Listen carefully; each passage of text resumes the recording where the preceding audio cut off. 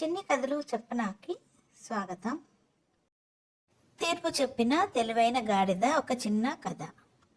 ఒకరోజు అక్బర్ మహారాజు సభలో కొలువు తీరి ఉండగా ఇద్దరు వ్యాపారస్తులు అక్కడికి వచ్చారు. వారితో పాటు ఒక గాడిదను కూడా తీసుకొచ్చారు వాళ్ళు. ఆ వ్యాపారస్తుల పేర్లు రాజన్న, వీరయ్య. రాజన్న అక్బర్కి గాడిదను చూపించి, మహాప్రభు, ఈ గాడిద నాది, కానీ నా స్నేహితుడు ఆ గాడిద తనదని చెప్పి అబద్ధం చెప్తున్నాడు మహాప్రభు అని చెప్పాడు రాజన్న.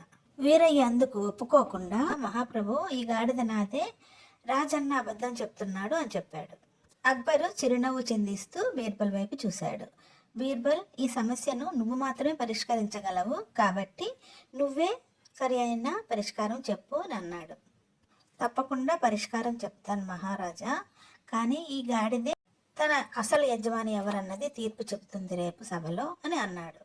బీర్బల్ రాజన్న, వీరయ్యల వైపు తిరిగి, రేపు సభకి ఈ గాడిదను కూడా తీసుకురండి, మీ ఇద్దరిలో ఎవరి యజమానో ఈ గాడిద చెప్తుంది అని అన్నాడు.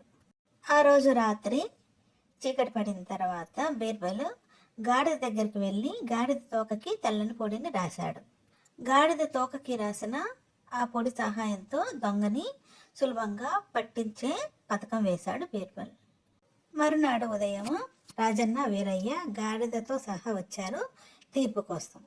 అక్బర్ మహారాజు బీర్బల్ని ప్రశ్నించాడు, ఈ సమస్యకు పరిష్కారము ఏ విధంగా తీరుస్తావని. బీర్బల్ రాజన్న వైపు తిరిగి, ముందుగా నువ్వు వెళ్ళి గాడిద తోక లాగి చూడు, గాడిద ఏం చెప్తుందో చూద్దాము అని అన్నాడు. రాజన్న గాడిద దగ్గరికి వెళ్ళి తోక పట్టి లాగగానే గాడిద హీ హా అంటూ గట్టిగా పెట్టింది. సభలో వాళ్ళందరూ అది విని గట్టిగా నవ్వసాగారు. తర్వాత బీర్బల్ వీరయ్య వైపు తిరిగి, వీరయ్య, నువ్వు కూడా గాడిద దగ్గరికి వెళ్ళి తోక పట్టి లాగి చూడు ఏమంటుందో అని అన్నాడు. వీరయ్య నెమ్మదిగా గాడిద దగ్గరికి వెళ్ళి మెల్లగా తోక లాగాడు. కానీ గాడిద ఏమాత్రం శబ్దం చేయకుండా అలాగే నిలబడింది. అందరూ సభలో ఆశ్చర్యపోయారు, అక్బర్తో సహా. అక్బరు బీర్బల్ వైపు ప్రశ్నార్థకంగా చూశాడు.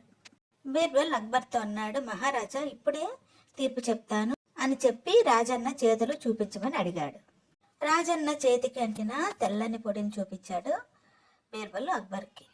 మహారాజా, రాజన్న భయంతో ముందు రోజు రాత్రి గాడిద తోక లాగి చూశాడు.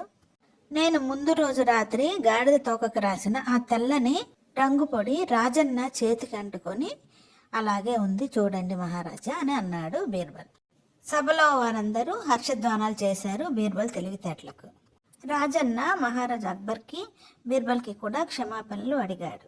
రాజన్న తన స్నేహితుడు వీరయ్యను కూడా క్షమాపణలు అడిగాడు.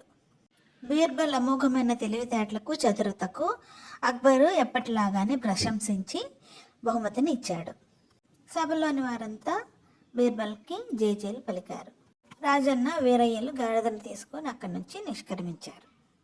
ఇలాంటి మరిన్ని చిన్ని కథల కోసం do like, share and subscribe my channel చిన్ని కథలు చెప్పనా.